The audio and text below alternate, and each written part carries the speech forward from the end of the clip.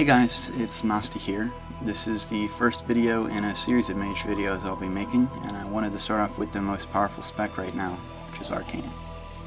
Since the 4.0.1 patch, I've noticed a lot of mages are playing Arcane the same as it's always been played, so I felt like I should make a quick video to help out players who haven't already read up on some of the new strategies we can use to maximize our DPS. If you have any questions or comments, or you'd like to recommend what type of video I should make next, please feel free to leave a comment and I'll reply as best I can.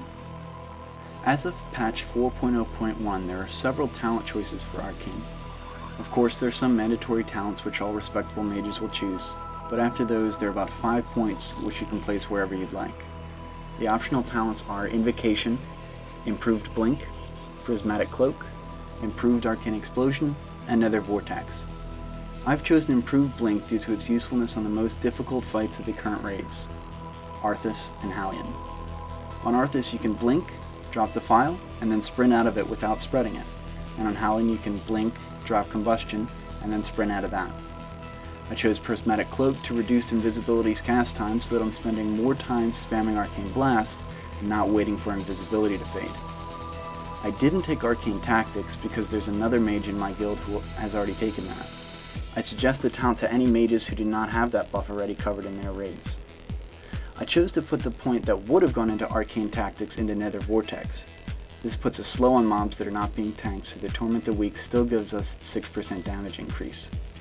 I also didn't take Invocation because I found that there were too few bosses that actually casted things that were interruptible in current content. I skipped Improved Arcane Explosion because if I wanted to AoE in a fight, I'd switch to Fire instead. Right now there are 5 mandatory glyphs for Arcane Mages: Arcane Blast, Mage Armor, Arcane Missiles, Arcane Power, and Mirror Image. I prefer to have Glyph of Arcane Brilliance and Glyph of Conjuring as well, so that if I need to rebuff or reconjure a mana gem mid-combat, I'll be penalized less. Right now Inscriptionists are unable to make Glyph of Armors, but once that glyph is available, I'll want to pick that up as well. Gemming for Arcane is very similar to the way it was before. You'll still want 20 Intellect gems in your red sockets and 10 Intellect 10 haste gems in your yellow sockets. The only difference is that in blue sockets, we'll want to gem Veiled Dreadstones, which are 10 Intellect 10 hit purple gems. The reason we want to do this is because Spirit no longer benefits us. When selecting your gear, make sure you first focus on getting to the hit cap. The hit cap is now 17% for all spellcasters since Blizzard took the chance to hit debuffs away from Shadow Priests and Balanced Druids. Be sure to keep in mind the hit that you'll be socketing through Veiled Dreadstones while you choose your gear. Once you're hit capped, you want to focus on getting as much mastery as you can. You'll want to first focus on reforging crit to mastery, but if you don't have any crit on an item, you'll want to reforge haste to mastery as well.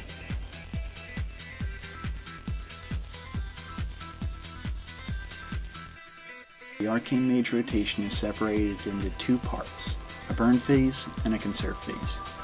The burn phase begins whenever evocation is off cooldown or very nearly off cooldown. The burn phase is basically Arcane Blast spam down to about 30% mana, then evocation. The conserve phase is whichever rotation is necessary to keep your mana as close to 100% as possible without wasting any mage armor ticks.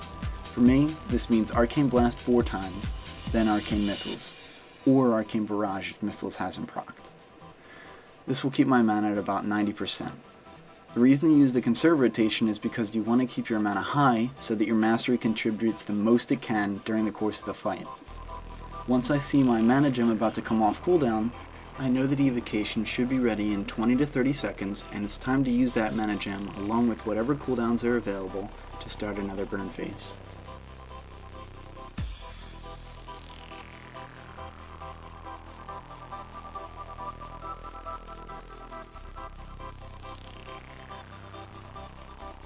The only time that you'll enter a burn phase without evocation up is if the boss is nearly dead. If you know that the boss will be dead within 30 to 40 seconds and you're at 100% mana, you should spend as much mana spamming Arcane Blast as you can before the boss dies.